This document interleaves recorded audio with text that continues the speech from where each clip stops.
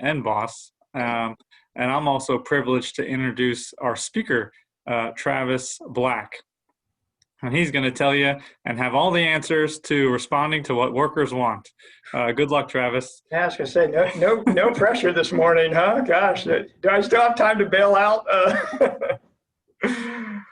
No, but we are excited for you guys for joining us. We do have some research from Right Management and our parent company, Manpower Group, plus some other resources too that will, Travis will share with you guys. And because this is Zoom and we're recording, it is interactive. You can chat with us, but we do want to make that aware. Travis is really good at working on the fly, and also he is our leader for our career management practice. So he is a vice president with Right Management. He also has responsibilities for managing our candidates who are in transition. And so he has a good sense and, really feet on the street, so to speak, of responding to what workers are looking for and what really engages them. And with that, he has a background of about 18 years in all different facets of HR, from recruiting and talent management, training, and just the standard HR business partner experience. He's previously worked at Crowley Maritime, where he was the manager of talent acquisition. Prior to that, he worked at Regency Centers, where he was an HR business partner, and a number of other different roles within that HR aspect throughout his career. So we are really excited for Travis to kind of share that insight with you all. He is from the Jacksonville area, where he went to the University of North Florida and still remains involved in the community there, both with ADT in North Florida and SHRM Jacksonville, where he's also certified with SHRM SCP, which is that Senior Certified Professional in HR, and the PHR as well. So Travis, congrats on those accolades and those accreditations, and we are really excited for you to share with us today. So with that, thank you guys for joining, and please take it away, Travis. Well, thank you so much, Ryan. I greatly appreciate the warm introduction, and I want to just personally say welcome to Right Management's HR Connections, our Good Morning HR series. As Ryan mentioned, my name is Travis Black, and no, I'm not a country singer. I know that name may be a little misleading, but as Ryan mentioned, I'm actually our Senior Career Management Consultant with Right Management. And I have the real distinct pleasure of leading the career management practice here in Florida and the Caribbean markets. So I'm excited to have the opportunity to spend the next hour or so with you and having an interactive discussion really on the war for talent, the skills gaps that exist in our labor markets, and really how we can attract and retain the generations that are represented in the workforce today. So we actually have five generations in the workforce, and if you include some of the part-time workers, soon I guess to be 6. So it's pretty amazing time. So before we really get into the meat of the presentation, I'd like to just go over a few quick kind of Zoom housekeeping items, so to say, or quick Zoom tips. And also provide you a little bit of an overview of Right Management and the breadth and depth of services that we offer.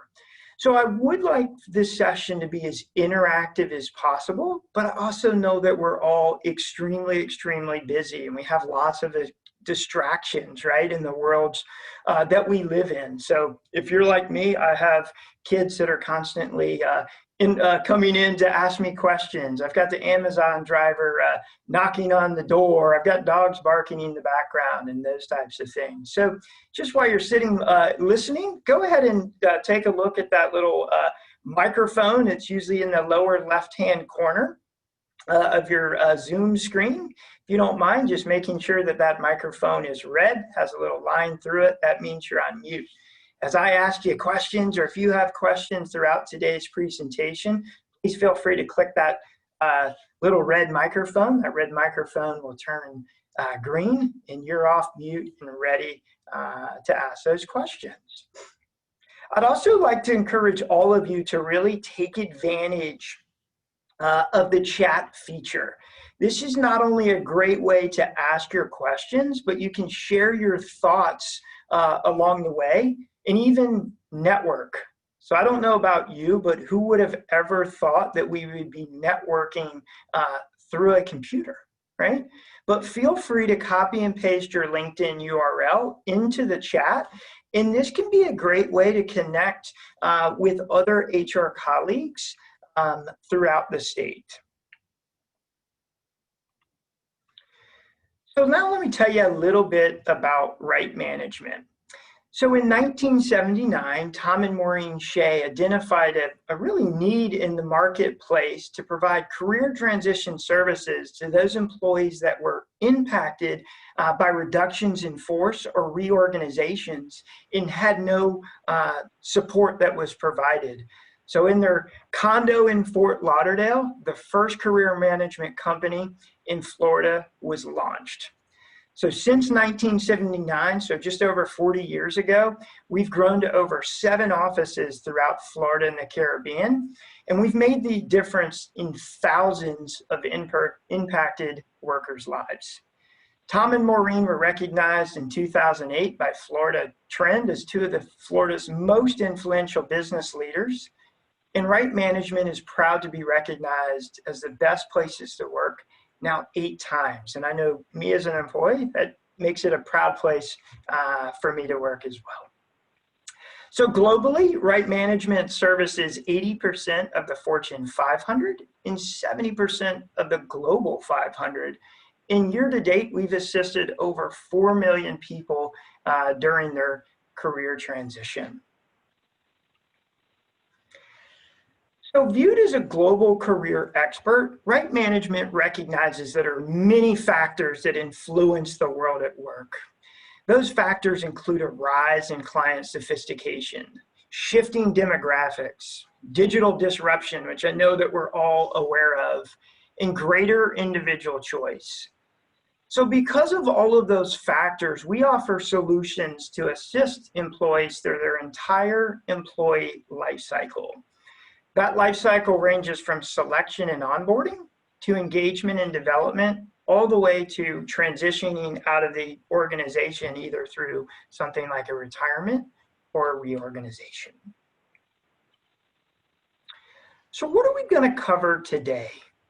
So first and foremost, we're going to look at what are the in-demand skills of the future. And I don't know about you all, I wish I had a crystal ball that I could figure that out, because it seems to constantly be changing. And then we're going to really spend some time looking at what do workers want throughout the different phases of their career. And then ultimately, how do we attract them? But once we've attracted them, how do we keep them? And then what are the employees' new hierarchy of needs? And then how can us as HR professionals help drive that strategy of closing the skills gap? We'll end our time together with a discussion in Q&A. So if we have some time, we may even break out into some breakout sessions and allow you all to do a little bit of networking and start to really share some ideas or some things that are working for you personally in your prospective markets or with your prospective employers. So we're going to spend some time talking about really a study that Manpower put together and released at, I guess, the end of 2019, beginning of 2020. And it's called Closing the Skills Gap, What Workers Want. So to find out what workers wanted, we surveyed over 14,000 individuals across 15 different countries to understand really what attracts them to an organization, and what ultimately keeps them there, and then how this varies by things like geography, gender, and even the different stages that they're in throughout their career. So this report combines our unique insights with 13 years actually of data from our global talent shortage survey. This is actually the largest human capital study of its kind. So I use this study to provide a lot of the insights and idea that we'll discuss together this morning. And I'll make sure that all of you receive a copy of this study following our presentation, along with a link to find many other great resources, to find other insights on the workforce today and the future. So there's no doubt that unprecedented times are the new normal. Globally, the labor market is tight. Talent shortages are actually at record highs in most industries, and that is despite the large increase in unemployment or available workers due to the recent impacts of COVID-19 that obviously impacted all of our worlds earlier this year. So 54% of companies around the world cannot find the skills they're looking for. That's actually almost double of what it was a decade ago. So as the pace of technological, disruption, or this new term of digitization and automation continues to really accelerate, it seems to be here to stay. It's not a fad, right? It's not slowing down. Most employers globally are increasing or actually maintaining their headcount, not reducing their headcount, according to our recent 2019 Manpower Group white paper, which is excellent, by the way. It's called Humans Wanted, Robots Need You. So we'll make sure we send that to you as well for those of you that are interested. And as skills needs and jobs roles are changing, faster than ever, right? The need for a skills revolution kind of continues to be the challenging, defining challenge, I guess I should say, of our time, right? And it's in an increasingly technology-abled world, people are in demand. So HR leaders out there, I hope you've eaten your Wheaties, right? Get ready. We've got a lot of work ahead of us. Right, so to find, build, and sustain the best talent while others are trying to do the same thing, companies need to know what workers want. Companies need to shift their workforce demands closer to match the needs and desires of the in-demand talent, and we ultimately need to expand the pool for which we're sourcing talent currently today. All of us as HR leaders have a really exciting challenge, in my opinion, in front of us. And that challenge is to help our people learn new skills, adapt for future jobs. And really, it's our job now and our mission to become creators of talent. I'll take a quick sip of water if you don't mind. So this slide has a lot of information. It's a really neat graphic, in my opinion. And as you can see, what this is representing is the top 10 most in-demand roles coming into 2020 are really trending year over year, right? So 80% of them were also in short supply in 2018. So for the first time, healthcare professionals entered the top 10, reflecting an aging population, and not represented in that is also now the demands that they're now facing with this global pandemic. So you see some of the top 10 that include skilled trades, sales and marketing, which I know from working with some of the candidates that I'm working with right now, that's a highly in-demand skill set right now, particularly individuals with lead generation experience, as individuals are looking to grow their business, or of course individuals that have digital marketing experience, but also needs for things like engineering, drivers, IT, right? Accounting and finance, manufacturing. So again, hey, the robots haven't taken our jobs yet. We still need people, right? Construction.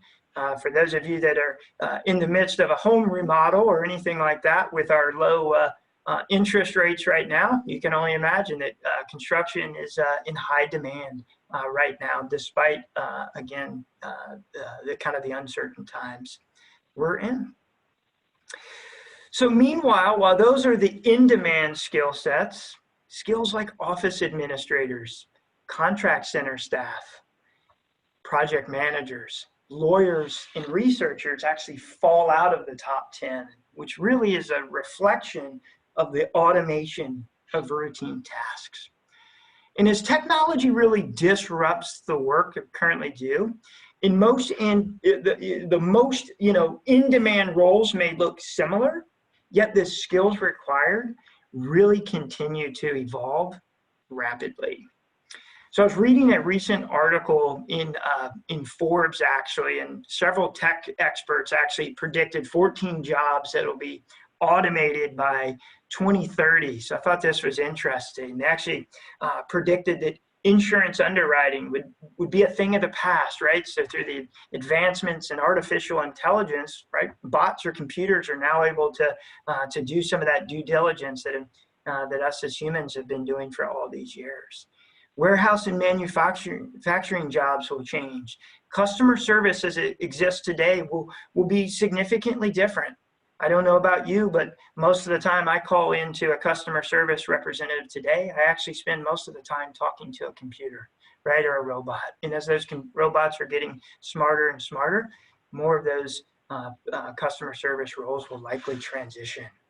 Research and data entry, production line workers, actually local TV advertisements, and that's really as it relates to increase in things like Amazon Prime, Netflix, those types of things that really influence that world.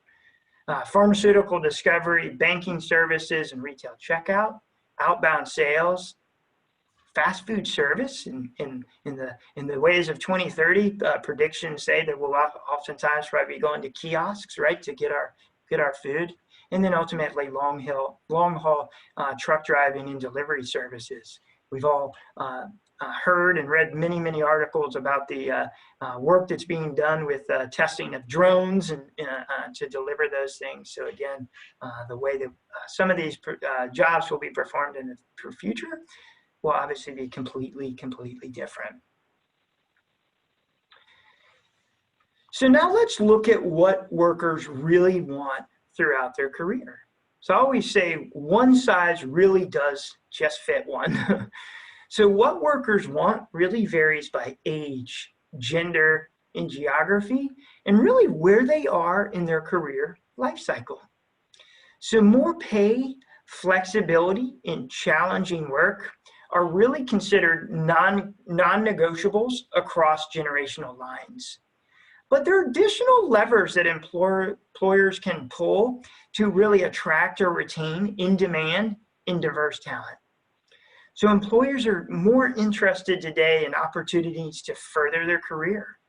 They want to work for companies with strong brands. They're looking for an opportunity to develop their skills. And they want to do so in an environment that is recognized as a good place to work.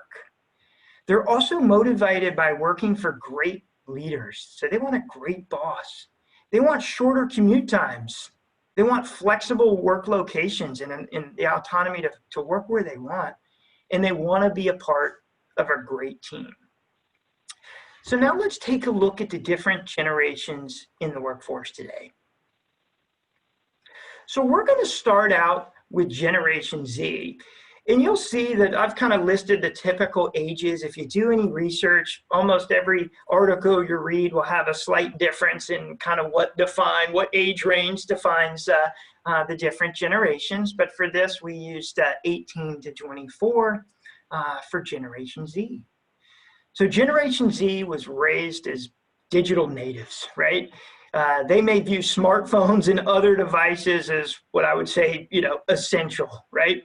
They've compared, really to previous generations. They can be more focused on the essence of a person. So they look at whether an individual is funny, they're witty, they're smart, right?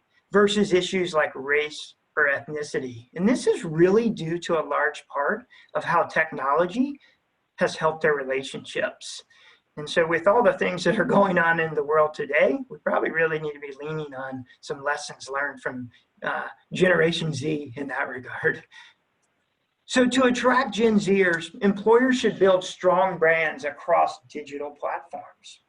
Employers from this generation often turn to the internet and social media when researching for potential employers, right? So they're just like us when we're looking for restaurants to go to and those types of things. They're constantly going online, right?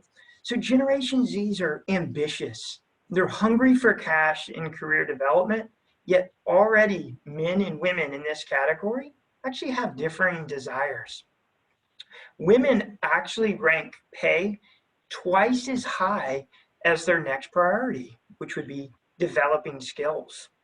While men actually say skills and career actually matter almost as much as pay.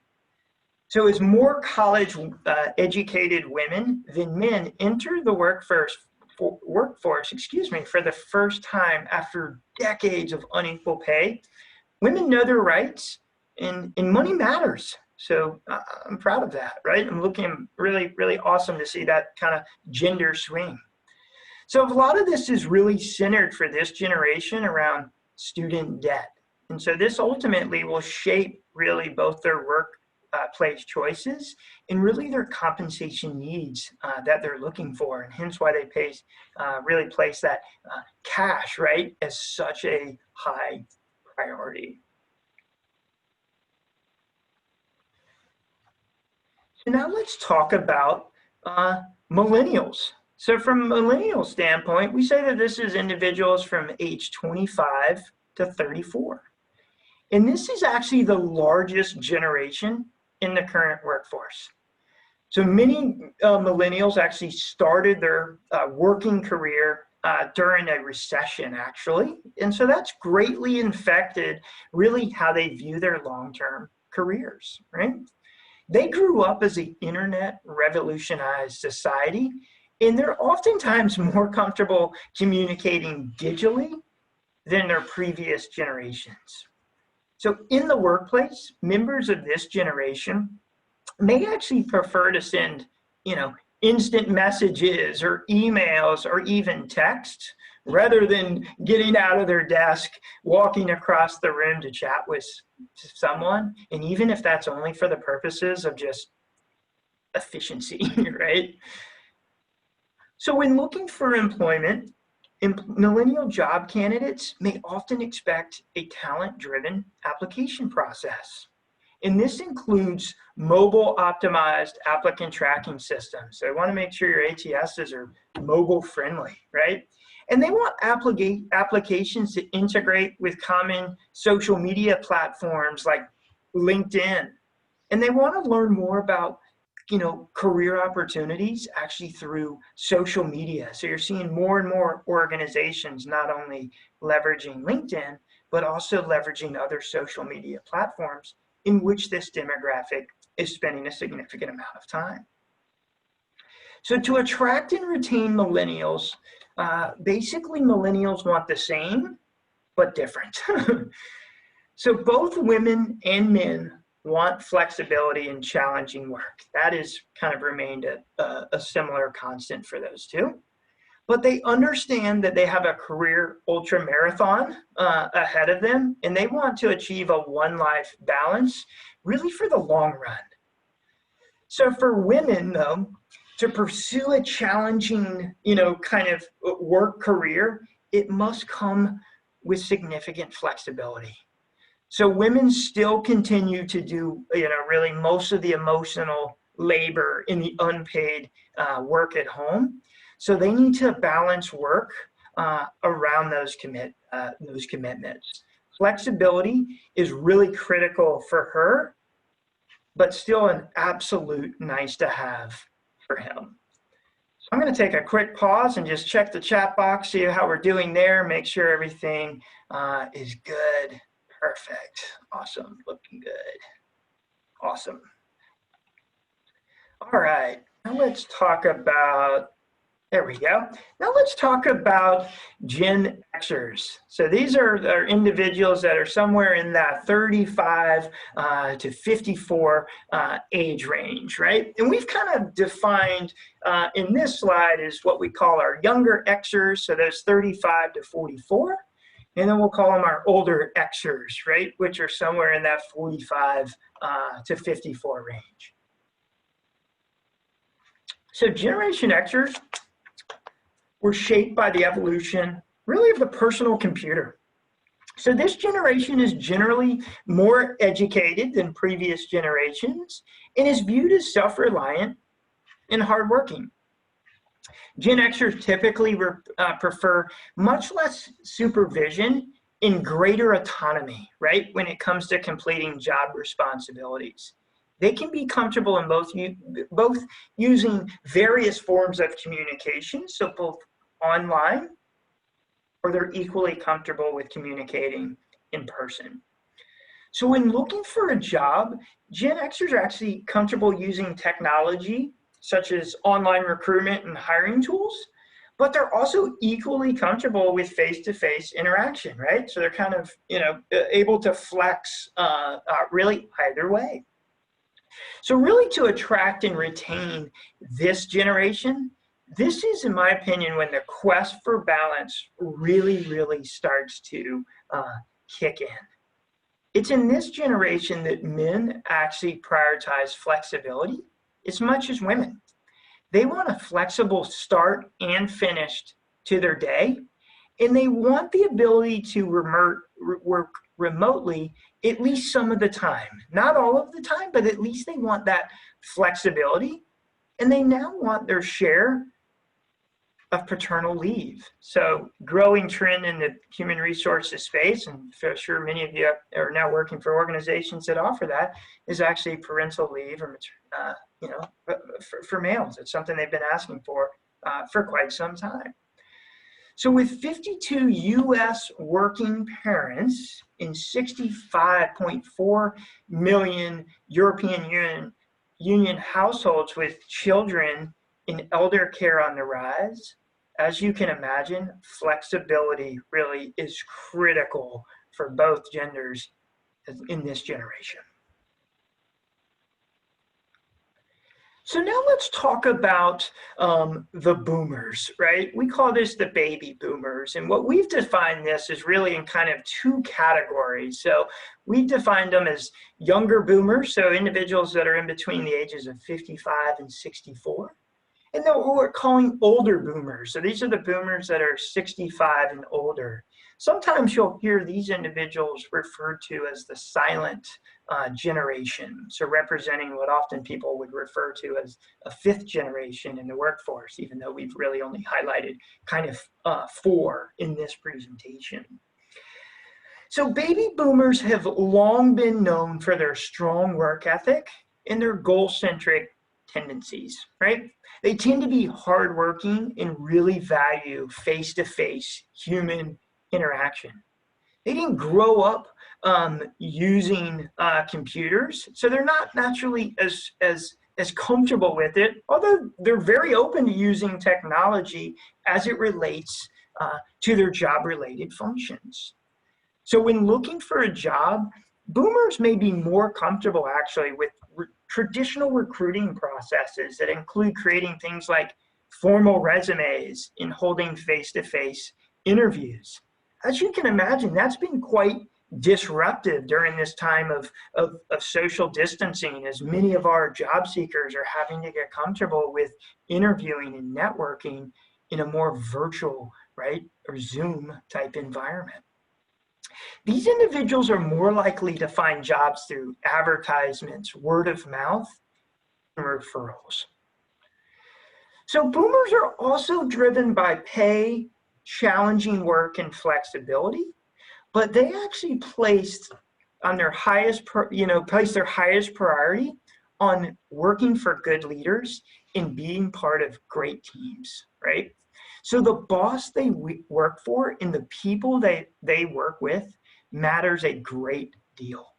Older workers really want to pay it forward as well, right? So those over 65, and again, that group that we oftentimes call the silent generation, are most motivated actually by purpose. So what matters less, they say, is learning new skills, but really boomers want to grow as individuals, right? Or as people, not just employees.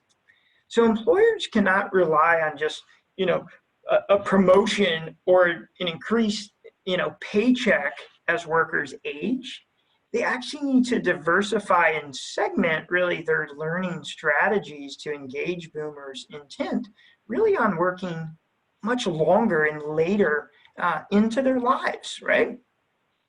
So some retention strategies that work well for this generation focus on recognizing them really for their achievements. So oftentimes through things like public ceremonies or other awards that they can share with their family, friends, and coworkers, this gives these individuals a really sense of satisfaction and purpose that they're, a valuable part, of the organization.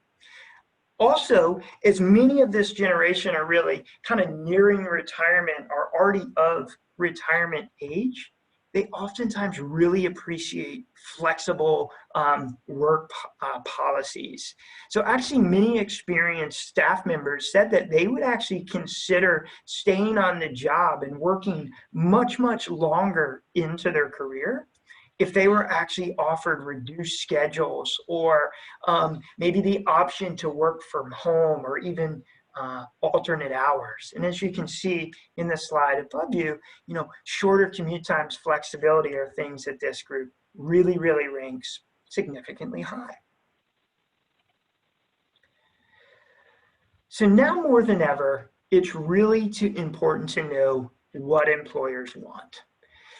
So what employees want, So what attracts workers to an organization can also be what engages and ultimately what keeps them there, right? What makes them stay, right? So when the competition for skills and talent is so high like it is in the market today, getting it right up front, so right at the beginning, really brings a significant return on investment for the long term.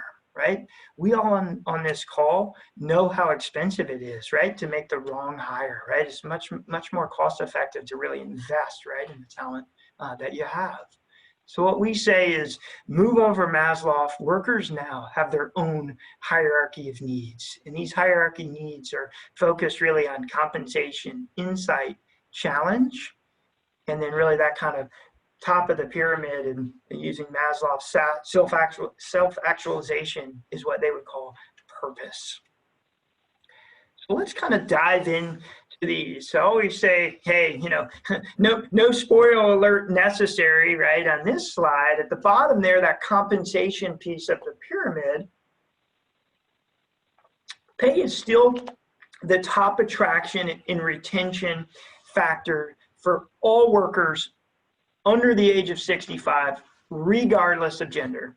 Case in point, period. That's just a fact, right?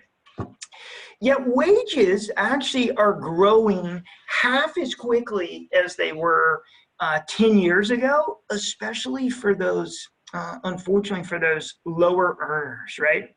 So averages, of course, can be deceiving, right? So skills do matter. So those workers with those in-demand skill sets, so things such as cybersecurity, cloud computing, front-end developers, solution architects, healthcare workers, and more, right? Some of those in-demand skill sets that we talked about a few slides ago have actually seen increases in their salary of about 10% in that same 10-year period. So companies have to get creative really to enhance their compensation offerings, right? Or their total rewards, right? Beyond just cash to differentiate and attract talent. So statistically, it says when 89% of people in the US would consider additional benefits over more pay, it says popcorn and ping pong are not the answer according to Harvard Business Review study on, the most desirable employee benefits. Although I must admit, I do enjoy ping pong myself. So we need to start thinking about personalization, right? So employees are looking for things like autonomous working environment and flexibility. They want, paternal leave or parental leave and unlimited time off, right? And they even want unplugged policies, right? So they can kind of cultivate that sought after, work-life balance, right? Or well-being. So they have a better one life, because we're seeing more and more how really our lives at work in our personal lives are really just kind of melding or meshing together. So add to that some attractive financial incentives and goodwill gestures like, rewarding loyalty, offering good learning and development platforms, and things such as tuition reimbursement, or even the repayment of student loans. That's becoming more and more popular, I'm seeing in the market. And as we saw earlier, that's a real concern for Generation Z, and could be quite an attractive, attraction or retaining tool to make sure we're getting those types of individuals. So really the key here, I always say, is start to think, broader, and the more creative that you can be as it relates to your total benefits package, the more likely you are and the better success that you'll have in really attracting and retaining the best talent in the market that exists today. All right, now let's move up that, kind of hierarchy, and we're going to move into insight. So what we say in an increasingly data-driven world, employees want assignments that really test their abilities. They want projects that actually demand the best from them, and they want recommendations, right, on what their next role should be, right? They also want insight and advice on how they, we'll say, fit today, and what is their potential for tomorrow, right? And what does that look like? To me, this is where assessments really can come in and really can help employers in really getting a critical, understanding of human potential, right? So this allows employers to better match and motivate people while helping individuals to get to know themselves even better as well. The other neat thing about assessments actually is it actually can remove bias in an over-reliance on the applicant tracking system. And I know candidates would love to hear, maybe a change in the hiring process of getting through that applicant tracking system that typically automatically screens out very suitable candidates, right? And ultimately, you could argue that these assessments will help employers fish really from a more diverse talent pool, selecting people not on the past experience, but really on their future potential, right? So like all consumers, right, we're a very consumer-driven environment, right, especially thanks to just the ease of technology and the ease of accessing data and information. So like all consumers, right, workers also want a great user experience, right? They want personalized insight to understand their strengths and potentials. They want career conversations, and they want coaching on how to set goals, how to manage their development, and ultimately assistance with helping them control their career. Yet interestingly, statistically, when 49% of workers have been assessed, so it's kind of interesting. It says, yeah, 49% of workers globally have been assessed. It's really time to let the data kind of do the talking, so to say, because 81% of actually those individuals who have been assessed reported that they actually have higher job satisfaction versus the 65% of those that have never gone through any sort of assessment. So again, kind of an interesting statistic in my opinion. So a lot of information on this slide, so I'll leave it here just for a second, just to allow you a chance to kind of digest this information. But really my point here of this is assessments are really a growing trend in the the world of work today. So 40% of employers across the globe are reporting that they are now relying on assessment data, right? Versus just using their gut instincts to predict future performance and ultimately, potential. So maybe just by a quick, show of hands or whatever, you can raise your Zoom hand. How many of you are actually using assessments currently, either in the selection or development process? So just curious just to see how well we're represented here. So are many of you using assessments currently within your organization? Looks like maybe a few of you. So we could argue maybe in that close percentage range, couple thumbs up there. So thank you for that. So awesome. All right, now let's kind of continue to move up our pyramid, so to say. And we say that next part of the pyramid is challenge. And what we say is challenge is actually a top 5 priority for all workers of all ages.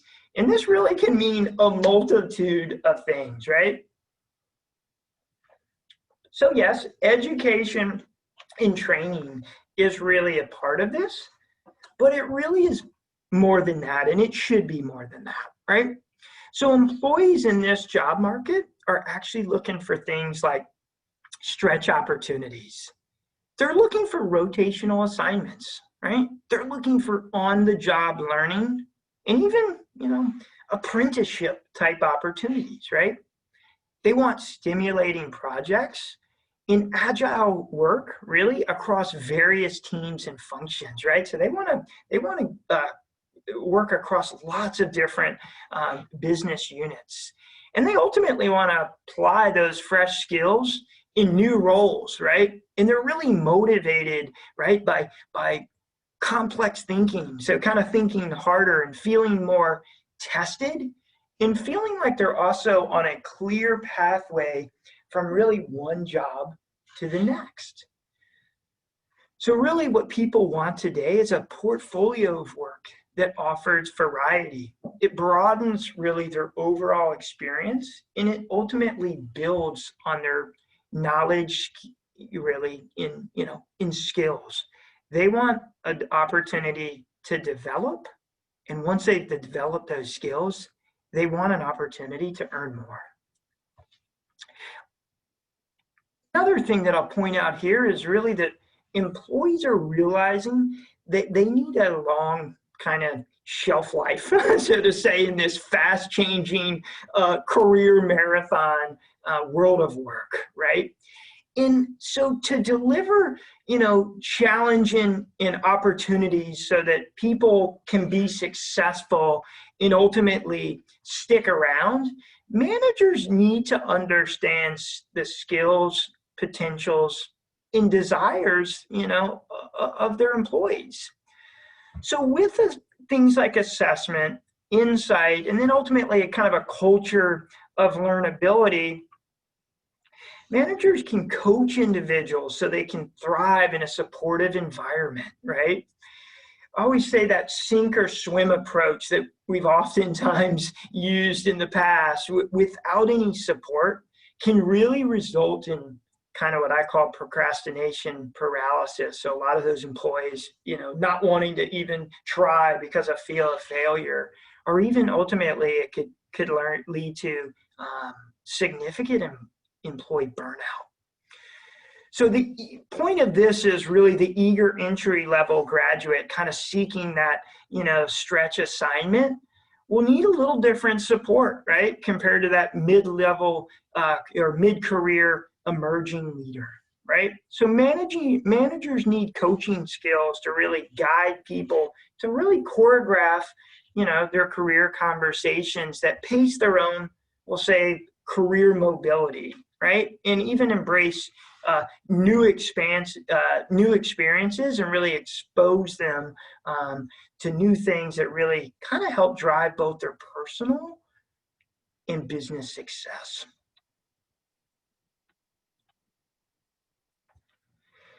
So now we need to talk about really creating a culture of what I call learnability.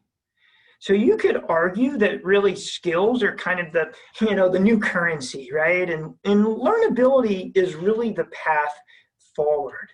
And this is for both individuals looking at their careers ahead and employers managing their workforce today, the key really to success moving forward will be learnability.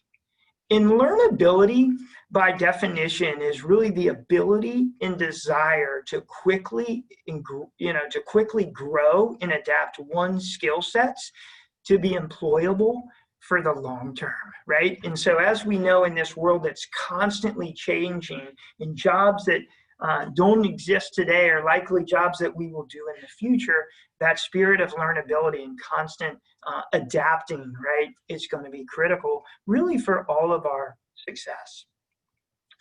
So more employers, than ever know that they need to upskill or reskill their workforce, and many are taking that on themselves, right? But awareness, intent, and even just, our kind of standard online learning platforms or learning management systems are often, unfortunately not enough, right?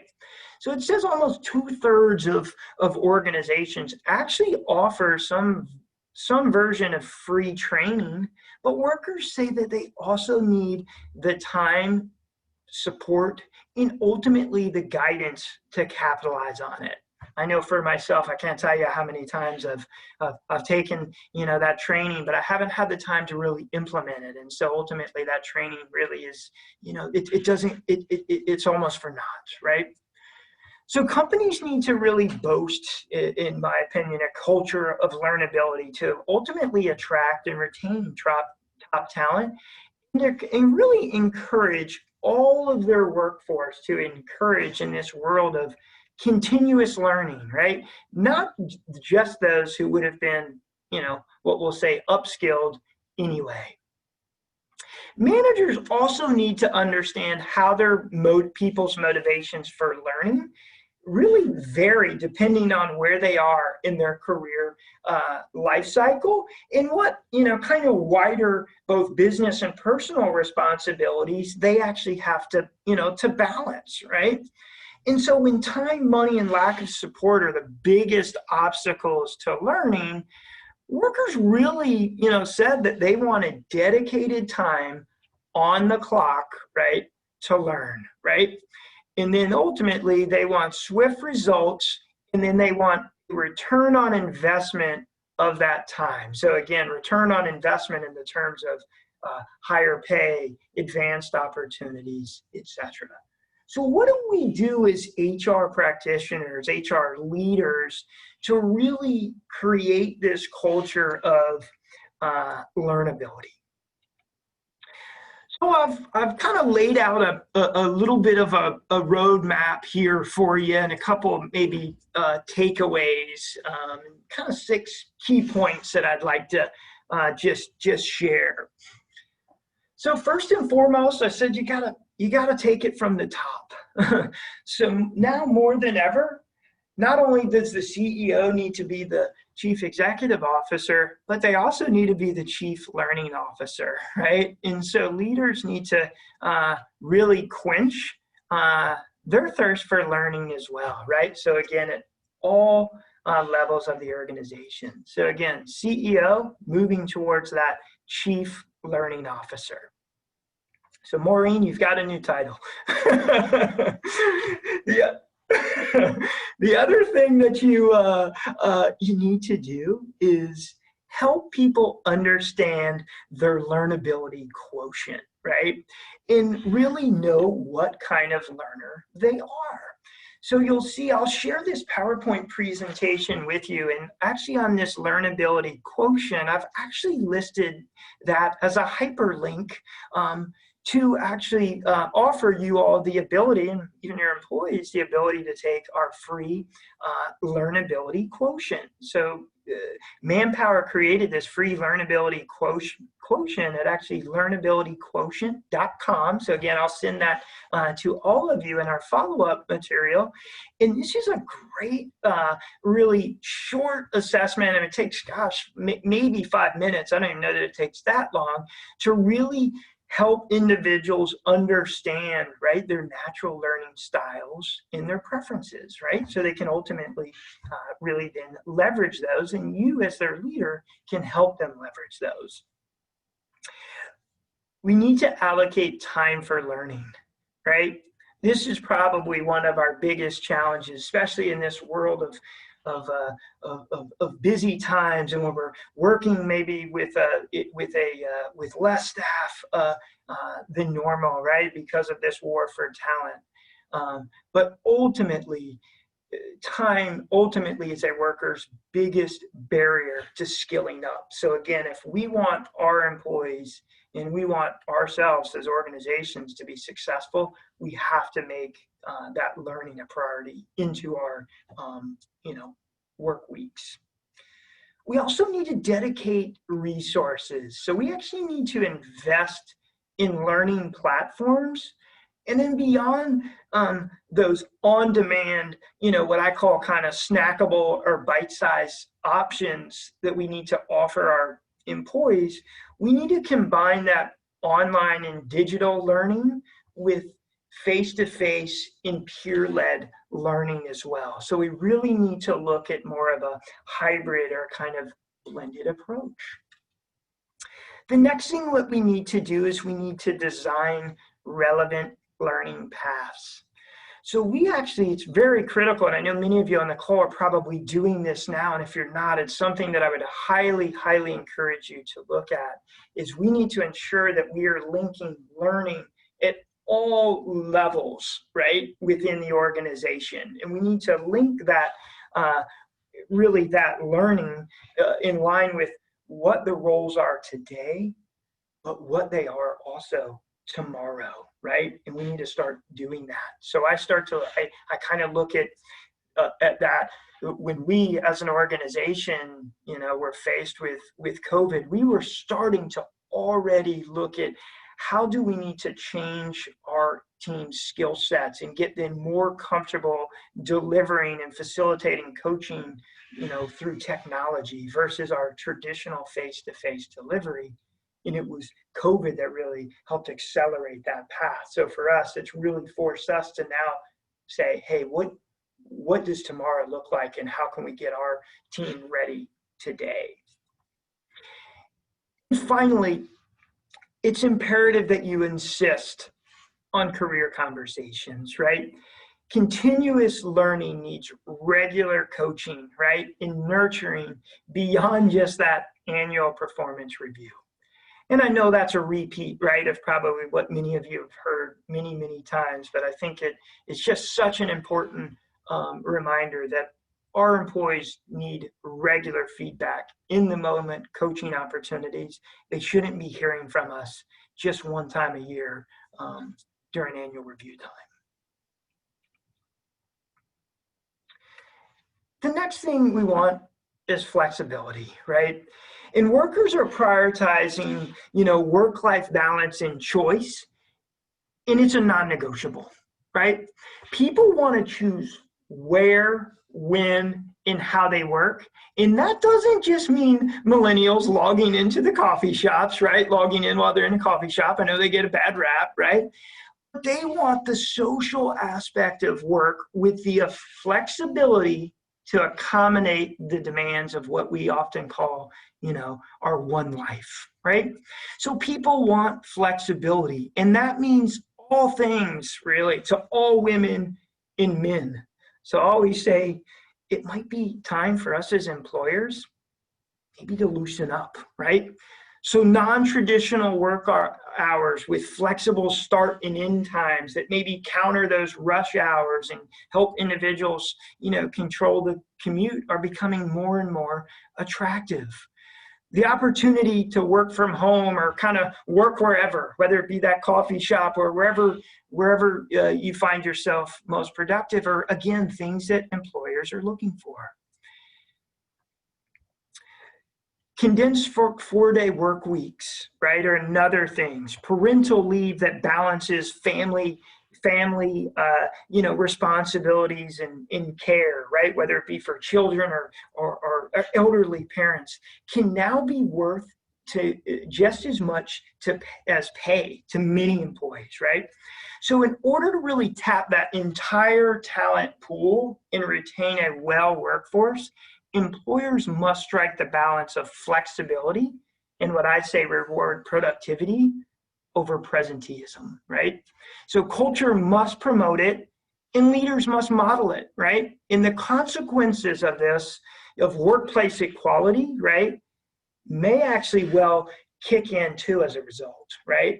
And happiness off the job, right, can be a huge key to happiness on the job, which ultimately leads to significantly better results. So now let's move to kind of the top of the pyramid as we start to wind down our time together this morning. Workers want to be proud of who they work for, and they want to take pride in what it is that they do, right?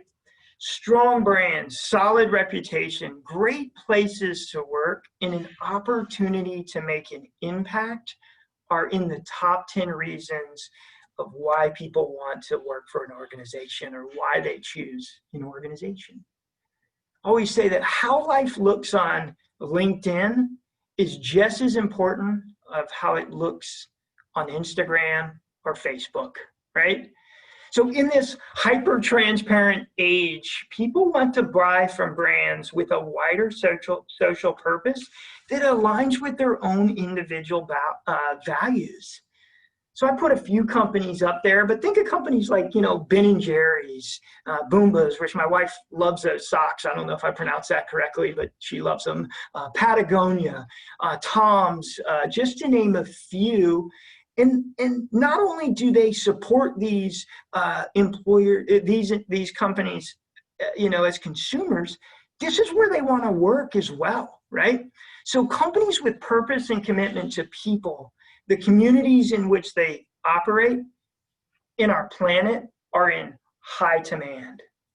In aspiring, for meaningful work and purpose is by no means just a young person's game, right?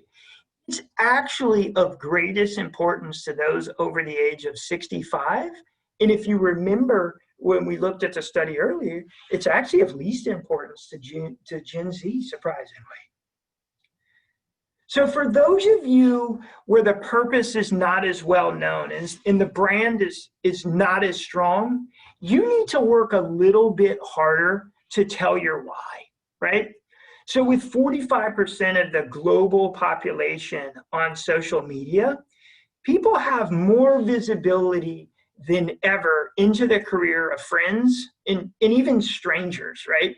So online reviews, peer ratings, rankings, right, are replacing what I call kind of that real life or word of mouth recommendations, right? So companies need to meet current and future employees where they are and work really hard to achieve those kind of, Glassdoor recommendations, right? Because future employers are going to check you out there.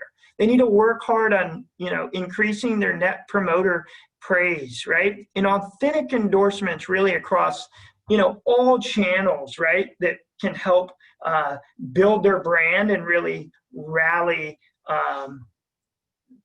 their reputation, right?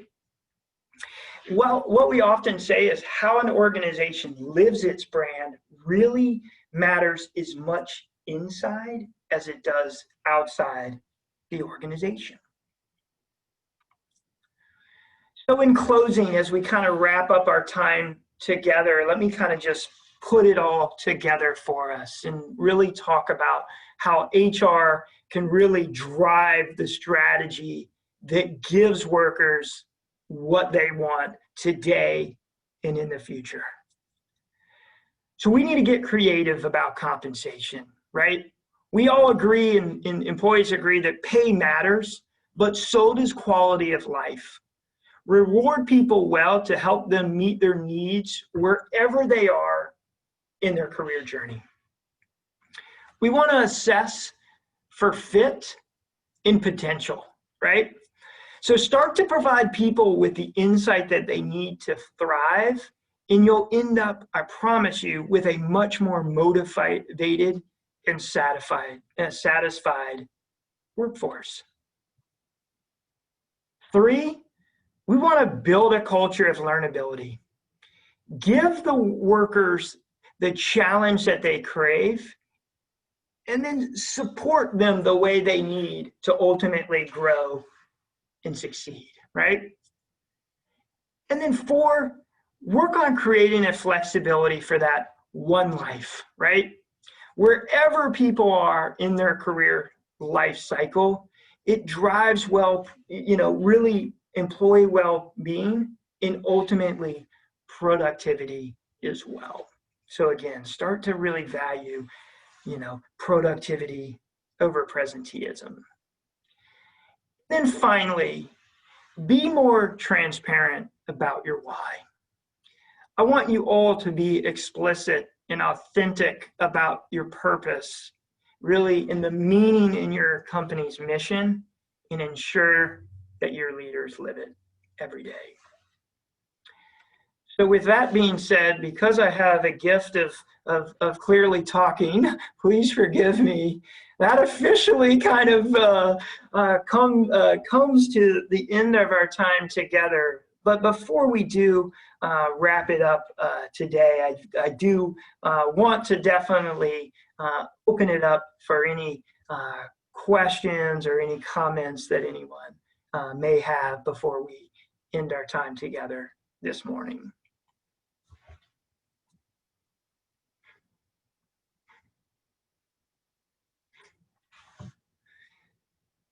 So with no questions, I just want to personally say thank you for allowing me to spend the last hour with you and share some insights that I know I personally am very, very passionate about. As a reminder, please be on the lookout for a follow-up email from Right Management. We'll make sure that we provide you a copy of today's PowerPoint presentation. We'll also send you a link to our most recent study that we referenced a lot during this session. And as promised, I'll also send you that learnability quotient as well. I think that you'll really, really find some great. Travis, yes, this is Maureen. We do now have 2 questions in the chat box. Okay. So the first one is how to start a career conversation with a manager that is not used to it. Oh, that's a good, that's a good point. So help me understand that a little bit. So, so how to start a career conversation with a manager that is, just to make sure I understand, that's not used to having those career conversations. Is that correct, Francisco? Did I get that right? Yeah, you got it right. But the point is that basically you have some managers that they're afraid to have those conversations because they believe that after that conversation, we're going to have a little chat about your promotion. And it's not about that. It's about growth. And of course, the promotion will come later. Sure. Yeah. And I think Francisco, I think you really hit the nail on the head there, right? I think it's all about your approach, right? And all about the employee's approach. So I always say if you can come in it, with your kind of motivations for why you want to have a career conversation, right? And those motivations with really how you desire, not necessarily for money, but how you desire, right? Those stretch opportunities or those desires to learn new things, or maybe help your boss, right? Do other things. I think that to me is a really great way to approach that conversation. And to me, at least me as a leader, fortunately of a lot of people, I know for me as a leader, I'm actually quite encouraged when folks come to me and talk to me about how they, have really interests and passions in doing other things. And so to me, that really motivates me, right? To figure out how I can ultimately put them into maybe some assignments that ultimately stretch them a little bit, but also even leverage some of their, strengths and their passions, right? So, because to me, I think wherever we can personally, wherever we can leverage our employees' strengths and passions, and ultimately that leads to greater career satisfaction, right? So, so to me, those would just be a couple points. I don't know if anyone else on the call has anything else to really add with that. We've got a few of our members of our consulting team, as well as obviously a phenomenal team of HR practitioners on the call. Anyone else have any kind of additional advice for Francisco? And I see your hand, Maureen. Yeah. So as we've been doing some of these career conversations with our clients, Francisco, oftentimes it's helpful to have a session just with your managers in terms of what the expectations are, what some of the questions are, so that you alleviate their fears in terms of what the purpose of the conversation is.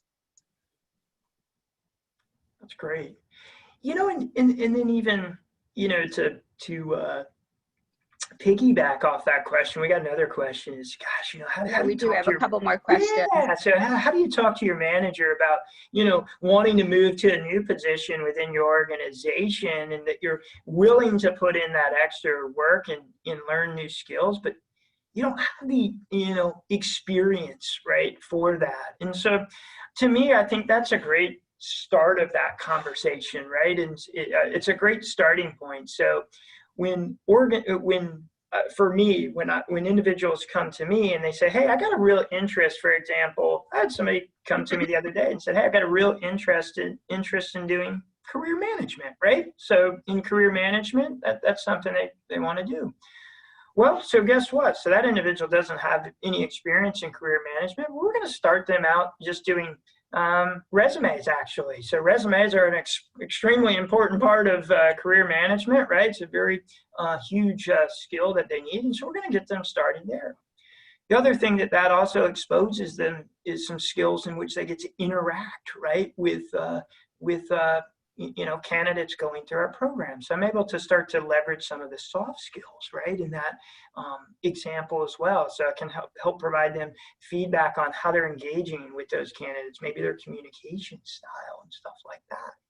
And then over time, you know, myself and that individual have discussed about, you know, hey, are there some shadow opportunities, right, for me to some shadow opportunities for this individual to start working with some of our career coaches.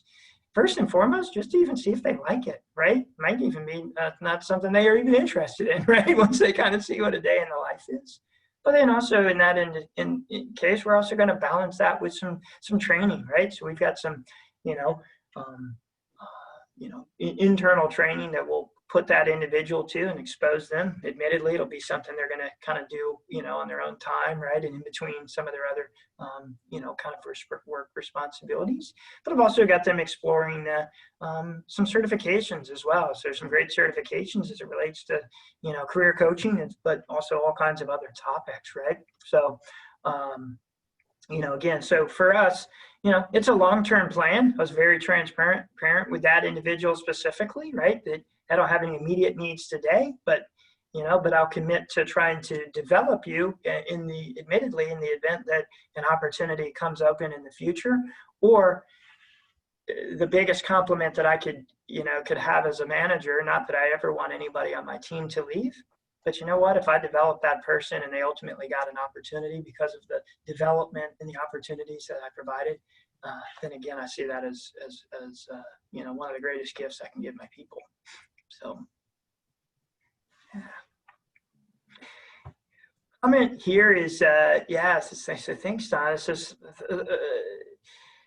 one thing I've done for people is also see what transferable skills they may already have that individual can ultimately build upon. I love that, Donna. So thanks so much for sharing that. And that kind of goes, I always say, some of those transferable skills and leveraging our natural strengths also offers some of the greatest career satisfaction as well. So, as far as assessments go, I must admit I'm a big fan of strength finders, for example, because I think, way too often so many of us spend so much time really, focusing on our weaknesses, right, and our opportunities for improvement, and maybe less time really maximizing, enhancing or developing our strengths, which again ultimately can create some great career satisfaction.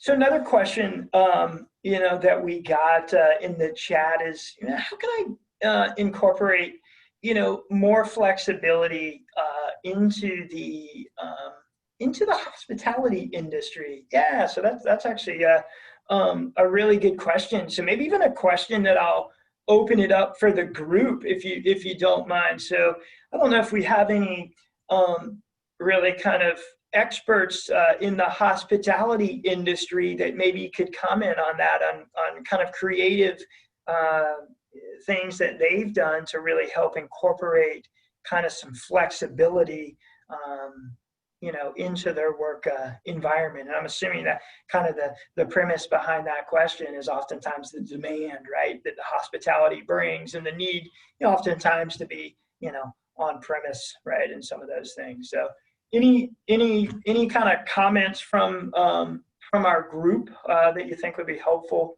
for the group there? So how you can incorporate flexibility into the hospitality industry, or any kind of insights from any of our right management team? I wanted to add a comment. I'm not an expert in healthcare or hospitals, but a good friend of mine is a doctor. And Sure. one of the things that I realized that people in hospitality could do, and I know it's not the same kind of business, it's incorporate the flexibility that they have for doctors and nurses sometimes. So you could give some of the employees 3 holidays per year. So you could choose, of course you have limitations, but Sure. you could use that as a benefit. But there's a lot of perks that people in healthcare have that maybe you could model, maybe for certain levels with limitations, because of course it's not the same kind of industry, but it's the only industry that is very similar in terms of we have to work 24/7, we have to work 365 days a year. So Sure. it's the only example that I think that maybe there are some areas where you can model or just think about or creating some options for employees. Yeah. Oh, I love that, Francisco. Thank you so much for sharing it. I 100% agree. Some great, transferability, so to say, of some ideas between those different sectors. Anyone else have any ideas? I love that, Francisco, as far as the kind of the flexible holidays, so to say, or personal days, right, to kind of meet those maybe increased demand in hours and those types of things. One of the things I can commit to on that question, and if okay, is I'll pull some research specifically, so I can provide you a little bit more, some data-driven examples, right, as it relates to the hospitality industry specifically, but just overall as it relates to just flexibility. So I'll commit to doing some research and kind of put my head together with my team. And when we send out that follow-up communication, I'll make sure that we include that information as well. So we'd be more than happy to do that. Actually, let me make myself a note of it, or I'll forget. So, all right, well, I'll make a note here. Any other questions?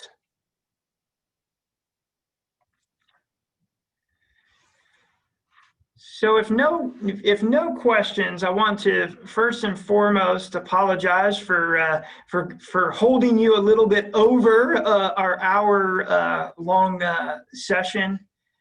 But I also want to just say thank you, right? Thank you for spending the last hour and 15 minutes with myself and other members of the Right Management team. And I also just want to thank you for all that you do. As a fellow HR practitioner, you really, really have a great opportunity in front of you. And I know for a fact all of you are up for the challenge. So thank you so much, everyone, for your time. I hope that you have an awesome rest. Thank you, Travis. All right. Great job. And everybody will make sure you get the PowerPoints. Thank you. Have a great day, everybody. See you, everyone.